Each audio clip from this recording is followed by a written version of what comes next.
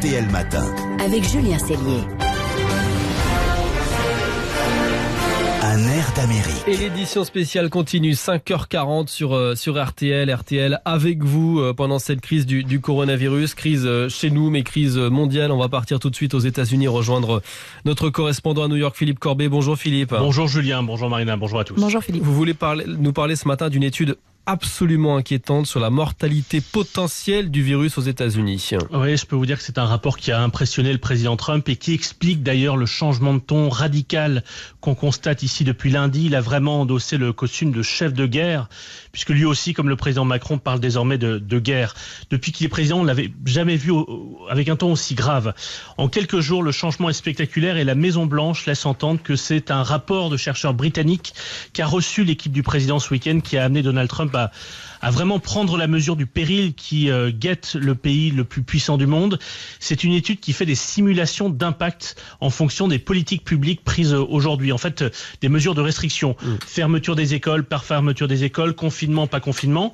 Alors je préfère vous prévenir, ce que je vais vous dire est un scénario catastrophe, c'est-à-dire le grand pic de la courbe, si vous avez vu ce graphique ces derniers jours, et c'est dans l'hypothèse où aucune restriction de regroupement n'est prise, mais des restrictions de regroupement ont été prises.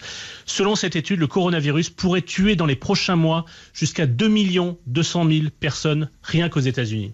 C'est considérable, c'est énorme.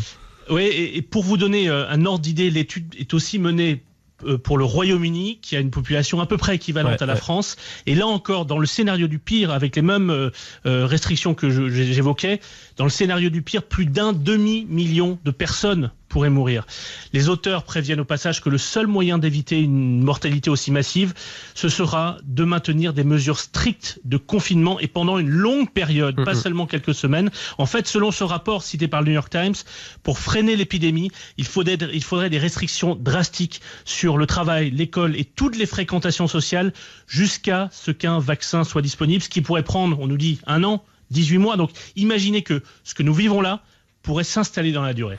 Ça veut dire aussi que les systèmes de santé, ils vont être submergés, particulièrement aux États-Unis. Oui, c'est pour ça que le gouverneur de l'État de New York ici appelle à l'aide avec gravité l'État fédéral et donc Donald Trump. C'est ici à New York que semble être le foyer de contamination le plus actif et le plus dangereux. Le gouverneur a obtenu du Pentagone de construire sans attendre des hôpitaux de campagne.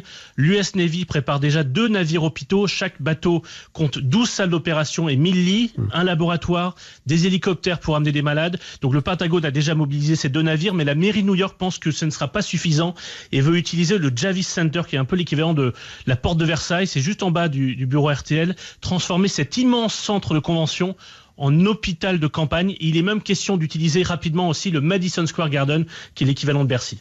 Merci Philippe, on le comprend avec vous, l'heure elle est grave. Si vous ne l'avez pas encore compris, elle est vraiment grave et cette étude américaine nous le prouve, et le nombre de cas d'ailleurs en France